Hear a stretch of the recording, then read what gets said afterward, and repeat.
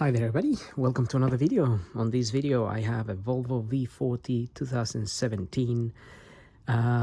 This may apply to the 2018-19 model. I'm going to show you the location of the OBD2 port. Fairly easy one. If you go into the driver's side and down here by the footwell is going to be sticking out right there. So you can't really miss it unless it's got a cover, but I never seen a cover on one of these, but there could be. So anyway, that's the location on this particular one. So hope this video helps. Don't forget to subscribe, and we'll see you on the next video, and thank you for watching.